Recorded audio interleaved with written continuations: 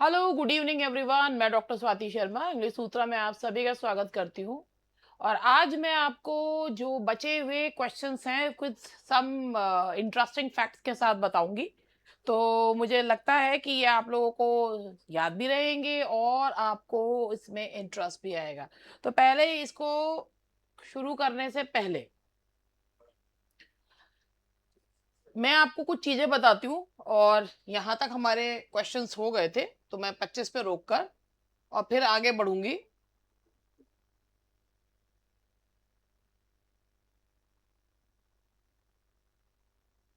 यहाँ पे रोकूंगी। फिर मैं आप लोगों से अगर मैं आपसे एक चीज कहूं, मैं आप लोगों से कुछ क्वेश्चंस पूछना चाहूंगी। वो कौन सा राइटर था जिसकी डेथ केवल 29 की उम्र में हो गई थी, जिसके बारे में ये कहा जाता है कि अगर वो नहीं होते तो विलियम शेक्सपियर का करियर इतना जो है वो नहीं उठता। ये बताइए, आपको पता है कि मार्लो की डेथ हुई कैसे थी? वो है क्रिस्टोफर मार्लो। मार्लो की डेथ कैसे हुई थी? नॉर्मल 29 की एज में उनकी डेथ हुई थी। उनकी डेथ कहते हैं कि वो एक टेवर्न में एक ब्रॉल के दौरान, यानी कि एक लड़ाई के दौरान उनकी डेथ हुई। आपको पता है यूनिवर्सिटी विट्स में उनका नाम लिया जाता है। वो है यूनिवर्सिटी विट है। लेकिन सोचिए, कैम्ब्रिज यूनिवर्सिटी ने उन्हें डिग्री देने से मना कर दिया था। तब सरकार ने कहा था कि इन्हें डिग्री दे दो, ये सरकार के लिए काम करते हैं। वो सरकार के गुप्त जासूस थे। और इसी क्वीन एलिजाबेथ को ये शक था कि वो उनके साथ धोखाधड़ी कर रहे हैं, इसीलिए एक रहस्यमयी परिस्थिति में क्रिस्टोफर मार्लो की डेथ हुई। कहते हैं कि बहुत सारे लोगों का मानना है कि मार्लो और शेक्सपियर दोनों का ही जन्म 1564 में हुआ। तो बहुत लोगों का तो ये भी मानना है कि मार शेक्सपियर ही मार्लो है। खैर, बेन जॉनसन ने, देखिए, जो ब्लैंक वर्ड्स है, वो ब्लैंक वर्ड्स तो गोबडक से आ गई थी, लेकिन उसको इतना फाइन बनाना वो किसने किया था? क्रिस्टोफर मार्लो ने। और उन्होंने ही कहा था, बेन जॉनसन ने, कि इसके हाथ में तो ये माइटी लाइन जो है हो गई थी। आपको पता है कि मार्लो का कौन सा प्ले है जिसमें एक ऐसा जो है मैकियावेलियन विलेन दिखाया है जो अपनी आत्मा बेच देता है? वैसे तो आजकल तो ऐसे बहुत सारे लोग हो रहे हैं, अपनी आत्मा बेच देता है डेविल के साथ करार करने के लिए। Doctor Faustus. तो अभी हम लोग जो डिस्कस करेंगे वो है हमारे मार्लो जी। तो क्रिस्टोफर मार्लो के बारे में आप लोगों को सबसे पहला आप लोगों को क्वेश्चन जो है दिख रहा होगा। तो क्वेश्चन जो है इसको आप लोग वैसे भी जो है समझ सकते हैं। और यहां से शेक्सपियर से पहले ना क्रिस्टोफर मार्लो आए और इन्होंने जो है ना एक नाटक का एक शैली ही बदल दी। एक कौन सी तकनीक है जिन्होंने उसे उन्हें अमर बना दिया? बताइए, कौन सी तकनीक है जिन्होंने क्रिस्टोफर मार्लो को अमर बना दिया? He was the first to fully exploit which medium in English drama, and that is fully exploit जो करा था वो था that was blank words. That was blank words. अभी मैंने आपको बताया उन्होंने ग्राउंड बनाया था विलियम शेक्सपियर के। Marlowe's mighty line is a phrase coined bye भाई। मैंने बताया ना कि माइटी लाइन कहा उनको किसने कहा? That was Ben Jonson. उनके जो इन्होंने सिर्फ ट्रेजेडीज लिखी क्रिस्टोफर मार, इनके जो डायलॉग्स थे वो इतने ज्यादा पावरफुल थे कि आप जान सकते हैं कि एक ही सेम जो प्रोफेशन में लोग होते हैं वो कभी एक दूसरे की तारीफ नहीं करते। लेकिन बेन जॉनसन को कहना पड़ा कि भाई इन्होंने जो है ना मतलब इनके हाथ में ब्लैंक वर्ड्स जो है इतने पावरफुल हो गई है। तो मार्लोज माइटी लाइन किसके लिए कहा गया है? ब्लैंक वर्ड्स के लिए कहा गया है। और किसने कहा है? That is Ben Johnson.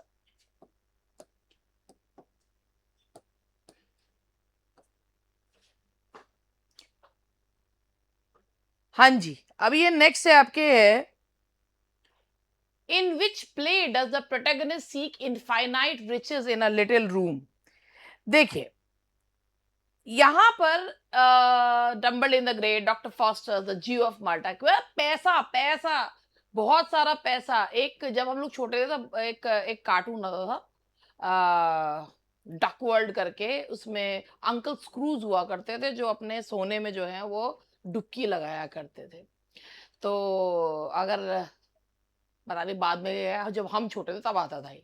तो एक प्रोटैगनिस्ट जो है ना वो infinite riches in a little room, और जिससे प्रभावित होकर विलियम शेक्सपियर ने भी एक ऐसे ही कैरेक्टर जो है वो गढ़ा है। और वो कौन सा है? वो आप सभी जो merchant of Venice, Shylock. Merchant of Venice जो शायलॉक है वो किससे प्रभावित होकर गढ़ा गया है? विलियम शेक्सपियर जी बहुत बढ़िया जो है वो थे, उन पे प्लेजरिज्म का आरोप लगता रहता है, बट आप एक चोरी का भी एक तरीका होता है। तो वो था जिस जिस कैरेक्टर से प्रभावित होकर उन्होंने शायलॉक का कैरेक्टर गढ़ा वो था ब्रबास। और ये जो हम बात कर रहे हैं द जी ऑफ माल्टा की बात कर रहे हैं। Which play is noted for showing the truest sense of the theater and plot construction।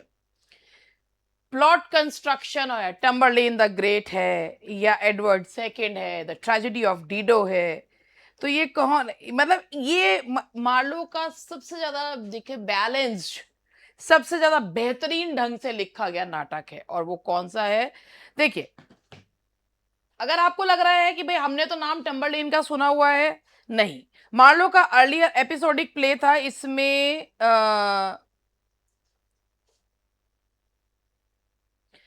जो टम्बरलेन है ना उसमें एपिसोडिक प्ले है, लेकिन ये जो है ना एडवर्ड सेकंड, इसमें डीप कैरेक्टर डेवलपमेंट है और कोहेरेंट जो प्लॉट स्ट्रक्चर है, that is Edward second. What is the central theme of Marlowe's doctor fosters, जो मैंने अभी बताया था?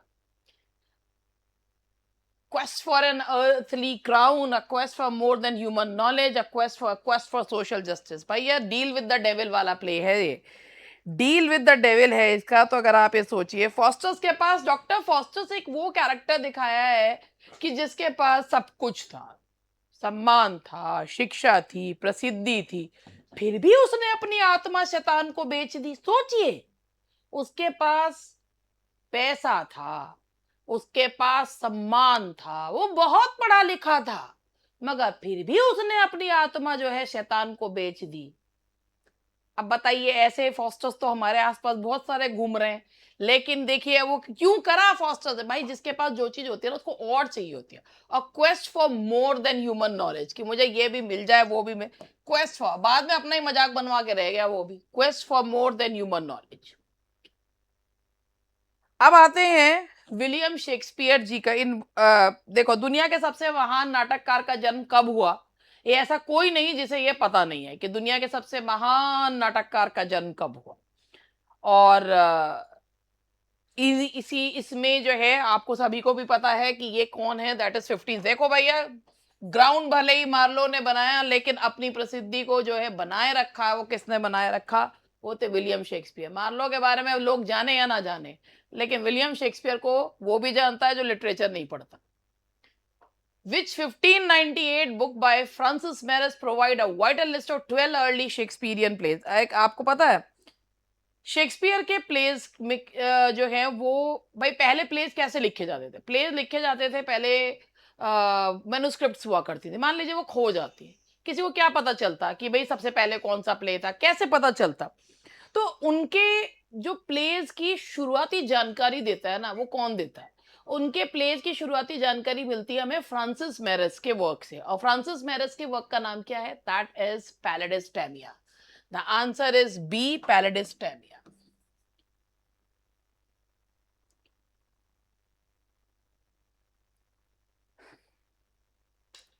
शेक्सपियर, अच्छा एक क्वेश्चन आप लोगों से है, कौन सा प्ले, कौन सा एरा जो था ना उसमें लोगों को ज्यादा जो है ना ब्लड और वो चीजें पसंद आती, मतलब ट्रेजेडीज ज्यादा पसंद आती थी, एलिजाबेथन में या जेकोबियन में? आपके हिसाब से क्या है बताइए, एलिजाबेथन या जेकोबियन? जेकोबियन। शेक्सपियर ने अपनी मेच्योर ट्रेजेडीज जो लिखी हैं वो जेकोबियन एरा में लिखी हैं। एलिजाबेथन जो पब्लिक थी उन्हें revenge tragedies full of blood पसंद था, लेकिन जो जेकोबियन एरा था ना उसमें जो माहौल था वो बहुत ही डार्क था। और शेक्सपियर ने भी अपनी मेच्योर ट्रेजेडीज जो लिखी हैं वो जेकोबियन एरा में लिखी हैं। फिर भी वो जेकोबियन राइटर नहीं कहलाते, जेकोबियन राइटर कहलाते हैं बेन जॉनसन। जेकोबियन मतलब जेम्स फर्स्ट के समय में। तो शेक्सपियर के लास्ट प्लेस थे, उनमें क्या था भाई, देखो शेक्सपियर जो है उनने पहले हिस्ट्री लिखी, अपना इमेच्योर वर्क कॉमेडीज लिखी, इमेच्योर कॉमेडीज। फिर जो उनकी सबसे ज्यादा मेच्योर था वर्क था जेकोबियन पीरियड में लिखा, ट्रेजेडीज लिखी, जैसे Hamlet, Othello, King Lear, Macbeth, dark and all. उसके बाद ना वो उन्होंने सोचा जब इंसान जो है ना बहुत कुछ लिख लेता है, बहुत ज्यादा जो है ना अपने सारे तर्कश के तीर निकाल देता है, फिर सोचता बस यार अब जिंदगी जो है ना अब बस सेटल है, मुझे शांति से जिंदगी जीनी है। और उनके जो उनकी जो लास्ट में ना उनके सारा जो है उन्होंने एकदम चीजें चेंज कर दी। विलियम शेक्सपियर ने अपना सोचने का तरीका चेंज कर दिया।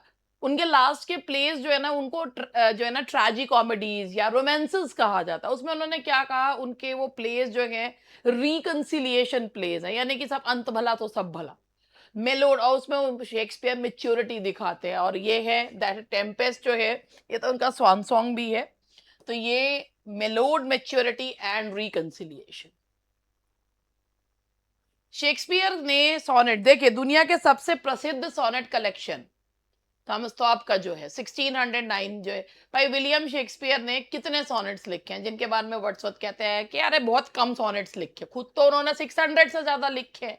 तो शेक्सपियर के 1609 कलेक्शन में है there are 154 sonnets, there are 154। ठीक है ना, और वो तो ये सोनेट उन्होंने आम पब्लिक के लिए लिखे भी नहीं थे।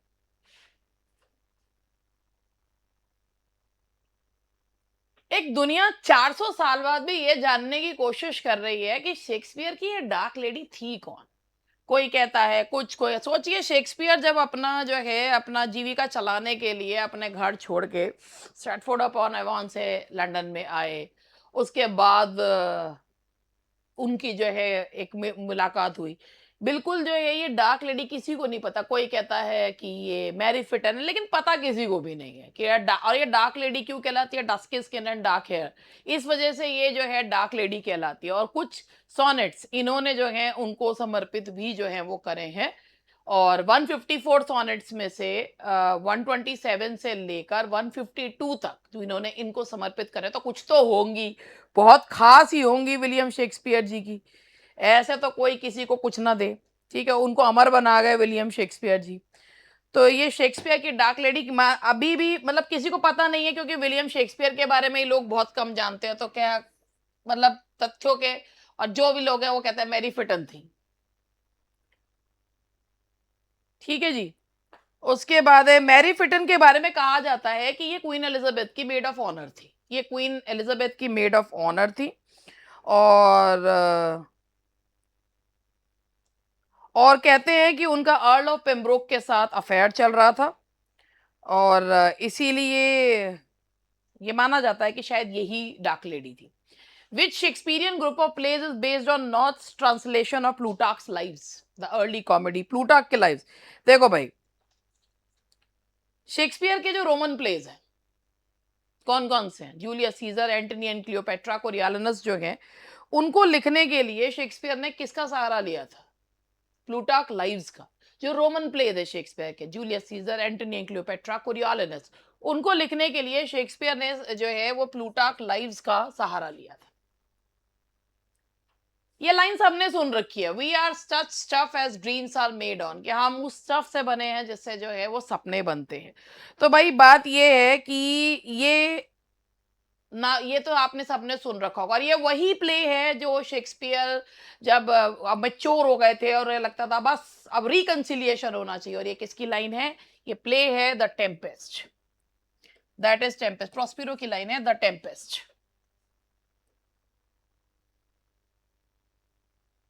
इन शेक्सपियर्स प्ले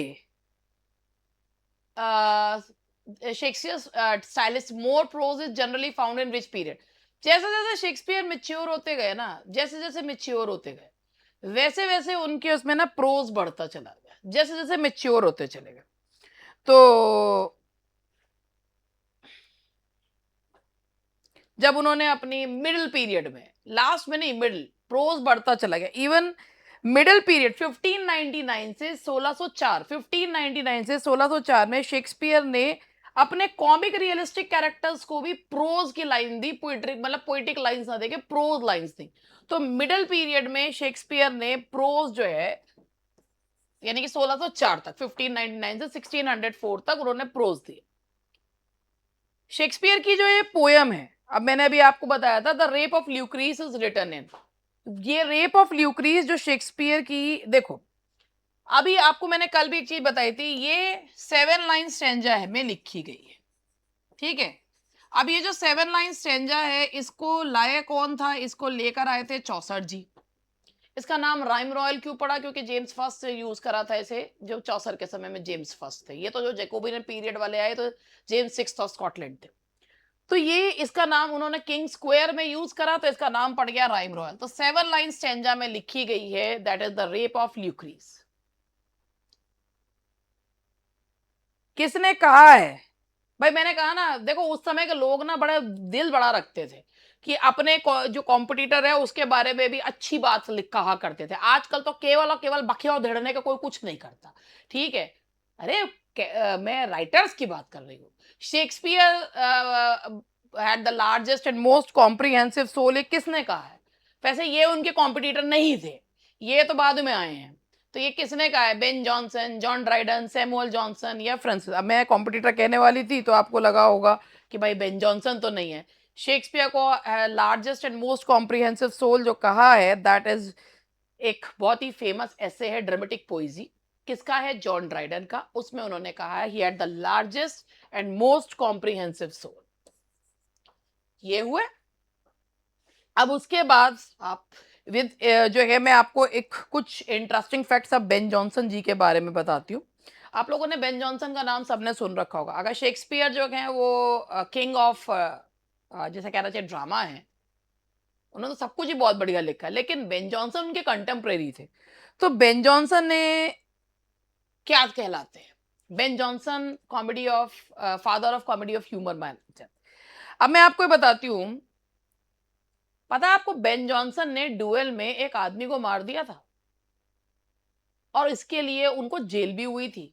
जेल गए थे, बाद में आ गए। तो सोचिए, जिस लेखक को आज कॉमेडी का बादशाह कहा जाता है, he is called the father of comedy of humour, उन्होंने एक व्यक्ति को डुएल में मार दिया था। इसके अलावा भी उन्होंने जो है बहुत कुछ ऐसे काम किए थे जिस वजह से उनके कान और नाक भी कटते कटते बचे थे। जेम्स फर्स्ट को ही नाराज कर दिया था।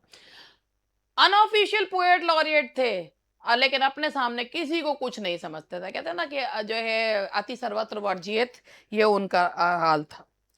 और इसीलिए, और इनके बारे में और मैं आपको बताऊं, उन्होंने शेक्सपियर, मतलब शेक्सपियर की उन्होंने तारीफ करी है, he was not of an age करके कह के। मैंने अभी आपको बताया he was the first unofficial poet laureate. पहले तो जॉन ड्राइडन है ऑफिशियल, अनऑफिशियल पोएट लॉरिएट थे। उन्होंने ना कॉमेडी ऑफ ह्यूमर लिखा, यानी कि हर व्यक्ति किसी ना किसी, हर व्यक्ति की ह्यूमर मतलब होता है फ्लूड, जिसके अंदर जिस चीज की मात्रा ज्यादा होती है ना, जिस फ्लूड की मात्रा ज्यादा होती है, वो वैसे ही बिहेव करता है। कुछ लोगों के अंदर जो है वो अ, जैसे फ्लूड्स जो होते हैं, भाई सबसे पहले किसी के अंदर फ्लेम ज्यादा होता है, बलगम, तो वो वैसे ही उसको आवाज पसंद नहीं, धीरे धीरे बोलने वाला, उसको बिल्कुल भी शोर शराबा पसंद नहीं। जिसके अंदर येलो बाइल होगा वो चिड़चिड़ा होगा। जिसके अंदर ब्लैक बाइल होगा वो व्यक्ति हमेशा मेलंकली, कैसे हो, जिंदा हूं, तुमसे मतलब, ऐसा होगा। और जिसके अंदर रक्त ज्यादा होगा, ब्लड, वो सैंग्वाइन चीयरफुल व्यक्ति होगा। मगर ये सबका बैलेंस होना चाहिए, जिसमें अगर कोई चीज ज्यादा हो जाए ना तो फिर वो उड़ी उड़ी जाए हो जाता है। तो जॉनसन जो है, Ben Johnson is known as the father of comedy of humour. और अब यहां से हम बेन जॉनसन जी के बारे में जानते हैं, who are the first great English neo classic, मतलब उनको कहते हैं ग्रेट। वो वैसे बेन जॉनसन जो है जिकोबियन राइटर, इसमें नियो क्लासिक, इसमें ये वर्ड इनके लिए इस यूज जो किया गया है वो क्लासिकल वे को लेकर आने के लिए यूज किया गया है। मतलब ये उनके लिए एक neo classical, he was not a neo classical writer but new classical as, यानी कि भाई जो रेनेसांस एज में रिवाइव हुआ था क्लासिकल लिटरेचर, तो उन्होंने ये क्लासिकल उसमें से लिया था कि भाई हर व्यक्ति एक ह्यूमर से डोमिनेट होता है, और वो कॉमेडी ऑफ ह्यूमर जिसको लाने वाले कौन है, that is Ben Johnson. In Johnson's theory, what dominates an individual in a comedy of humor? One marked characteristic or bias, जिसके अंदर अभी मैंने आपको बताया, जिसके अंदर जो ह्यूमर ज्यादा, फ्लूड ज्यादा होगा ना, वो व्यक्ति वैसे ही बिहेव करेगा। Which Johnson comedy is a relentless exposure of vice?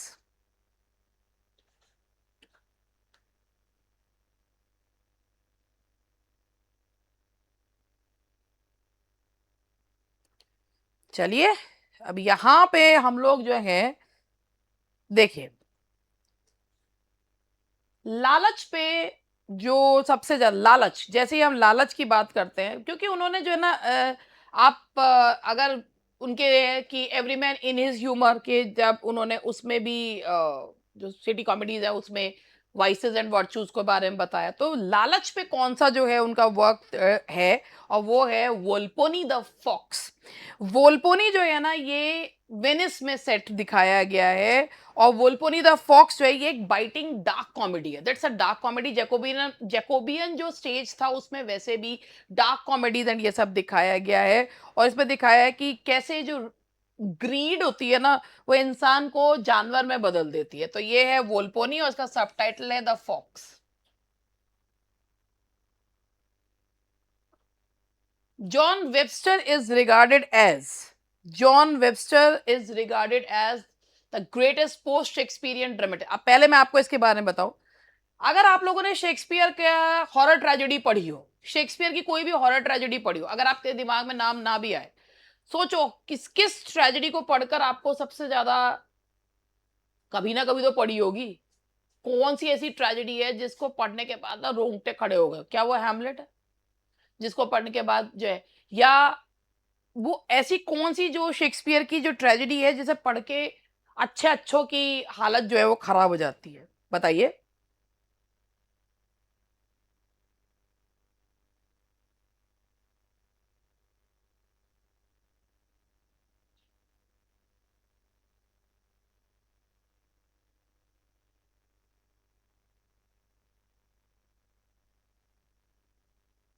सबसे ज्यादा जो शेक्सपियर की खतरनाक ट्रेजेडी है ना, एक वो मुझे याद है कि जब मैंने वो पढ़ाया था तो कुछ स्टूडेंट्स तो ये कह रहे थे, मैम इससे ज्यादा खतरनाक हमने ट्रेजेडी नहीं पढ़ी, और वो है टाइटस एंड्रोनिकस, जिसमें कैनिबलिज्म भी दिखाया गया है। लेकिन उससे भी आगे बढ़कर जो है वो कौन सा राइटर हैं जिन्होंने भयंकर जो है वो हॉरर ट्रेजेडी या खतरनाक वाली ट्रेजेडी लिखी है? वो है जॉन वेबस्टर इसमें। और यहां इन्होंने जो लिखा है ना, इन्होंने, John Webster is regarded as the greatest post experience dramatist for his subtle analysis of character in tragedies of horror. उनके जो है ना, एक आपने नाम सुना होगा, the White Devil, the Duchess of Malfi. इतने खतरनाक जो है वो कैरेक्टर्स दिखाए हैं, जो अपने तरकश के सारे तीर निकाल देते हैं अपनी बदतमीजी दिखाने को, अपने कैरेक्टर का बहुत ही खतरनाक वाला पहलू दिखाने को। तो ये है आपका subtle analysis of character in tragedies of horror. Which dramatist is called the Dickens of Elizabethan stage for his Kenneth of Common Men? आपने ये कभी ये चीज सुनी है, एलिजाबेथन एज का डिकेंस किसे कहा जाता है? अब डिकेंस किस चीज के लिए जाने जाते हैं? डिकेंस तो विक्टोरियन राइटर है, वो अपने कैरेक्टराइजेशन के लिए जाने जाते हैं। आम लोगों के और इसका मतलब पता है क्या है? आम लोगों के जीवन को सबसे बढ़िया तरीके से किसने दिखाया है? Dickens of the Elizabethan stage का मतलब है आम लोगों के जीवन को सबसे बढ़िया किसने दिखाया, और बताइए किसने दिखाया है?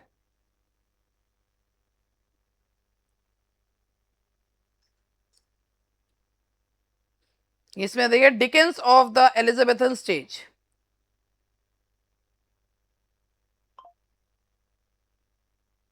And that is decker. Thomas decker.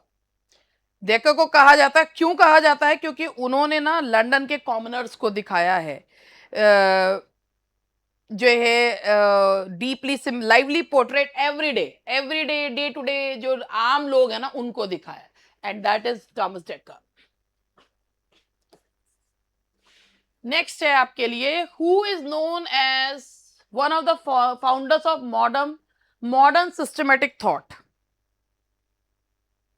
तो चलो मैं पहले आप लोगों को इसके बारे में, इनके इन इन व्यक्ति के बारे में बताती हूं। सबसे पहले आप लोगों को यहां पर बताऊं, अभी हम लोग जो ये क्वेश्चन है, पहले इस क्वेश्चन से शुरू करते हैं। Founders of modern systematic thought, इन्हें ना फादर ऑफ एम्पिरिसिज्म कहा जाता है। एम्पिरिसिज्म एक वर्ड होता है, इसका मतलब होता है एक्सपेरिमेंट से सीखो, observation plus experiment. Francis Bacon को फादर ऑफ एम्पिरिसिज्म कहा जाता है। वो लेखक ही नहीं थे, वो लॉर्ड चांसलर भी थे, और कहते हैं कि इन पे, फ्रांसिस बेकन पे रिश्वत लेने का भी आरोप लगा था। उन्होंने अपराध स्वीकार भी कर लिया था, भाई इस पहले के लोग मान लिया करते थे। उन्होंने अपराध स्वीकार भी किया था, और इसके लिए उन्हें अपने पद से इस्तीफा भी देना पड़ा था, उन्हें पद छिन गया था उनका। उनकी डेथ कैसे हुई थी आपको मालूम है? कि बेकन की डेथ कैसे हुई थी? एक बार एक क्वेश्चन मैंने कहीं पढ़ा था, उनकी बेकन की डेथ कैसे हुई थी। उनको निमोनिया हो गया था। चलिए आप सोच रहे होंगे भाई निमोनिया हो गया तो किसी को भी, ना ना ना भाई, क्योंकि वो फादर ऑफ एम्पिरिसिज्म थे। बाहर निकल गए, खूब सारी बर्फ पड़ी हुई थी, तो उन्होंने कहा टर्की जैसे कहते हैं ना, फ्रोजन कर रहे थे, वो ये देख रहे थे बर्फ जो है क्या मरे हुए मृत शरीर को सुरक्षित रख सकता है या नहीं रख सकता। तो वो he was doing the experiment, और उस एक्सपेरिमेंट में उन्हें ठंड लग गई, और ठंड की वजह से उनकी डेथ हो गई। दुनिया के पहले वैज्ञानिक होंगे जो अपनी एक्सपेरिमेंट की वजह से जिनकी डेथ हो गई। पहला जो उन्होंने एस्से लिखा था ना, उसमें केवल 10 एस्सेज थे, बाद में 58 हो गए थे जो उनके एस्सेज थे। वो अपने एफरिस्टिक स्टाइल के लिए जाने जाते हैं, कम शब्दों में ज्यादा बात कहो, ज्यादा बोलो ही मत ना, शब्दों को ही बचाओ, एनर्जी बचाओ। और उनकी सबसे, भाई वो कहते थे, एक मान सकते हैं वो कि उनका माना नॉलेज इज पावर। ठीक है, तो यहां पर हम बात कर रहे हैं, that is Francis Bacon, father of empiricism. तो मैंने आज आपको विद जो फैक्ट्स बताए गए हैं, एक एक उसमें कई सारी चीजें बताई हैं। Bacon's essays first appeared in 1597। तो मैंने आपको बताया था जब पहली बार ऐसे आए थे, बाद में तो 58 हो गए थे, लेकिन जो पहली बार आए थे तो पहले जो थे वो कितने थे, 10। 1597 में 10 एसेज थे, और बाद में बढ़कर 58 हो गए थे। John Lyly's Euphues is known for its plain and simple style. आपको पता है कि जॉन लिली का जो स्टाइल है, यूफिज्म में से वर्ड आ गया। यूफिज्म का मतलब होता है बहुत ज्यादा, जिस किसी चीज को, बुरी चीज को भी अच्छे तरीके से कहना, तो इसे यूफिज्म कहा जाता है। इतनी लोकप्रिय हुई उनकी किताब यूफियस की, उस इसकी वजह से एक स्टाइल ही बन गया यूफिज्म। और यूफियस जो है known for its intricate alliteration and balanced phrases. तो ये ना, इसमें एक ऐसा था, एंटीथेसिस, प्रिसाइज, बहुत कुछ उन्होंने ना इसमें उन्होंने बहुत ही बैलेंस स्टाइल को यूज किया है। How many scholars were appointed by James first to produce the authorized version of the Bible. कितने लोगों को एक टीम के तौर पे बनाया गया था कि भाई आओ और बाइबल का संस्करण जो है वो करो। ऑथराइज्ड वर्जन का मतलब ये नहीं है कि वो बिल्कुल सही है। ऑथराइज्ड वर्जन का मतलब था जेम्स फर्स्ट ने कहा कि जैसी बाइबल मैं चाहता हूं वैसी प्रस्तुत करो, लोगों को वो मैं जो पढ़वाना चाहता हूं वो पढ़े। तो कितने स्कॉलर्स को अपॉइंट करा गया था ऑथराइज्ड बाइबल के लिए? जेम्स फर्स्ट ने एक नंबर ऑफ थियोलॉजियंस को बुलाया था, और उनको जो है 6 कमिटीज में बांटा था, और उनसे कहा था कि भाई तुम बाइबल को ट्रांसलेट करो, टेक्स्ट को, जो वो अपने हिसाब से चेंजेस चाहते थे। और कितने जो हैं वो स्कॉलर्स को बुलाया था? That was 47। 47। The last question for today, which 1560 Bible translation is famously known as the Breaches Bible? देखिए,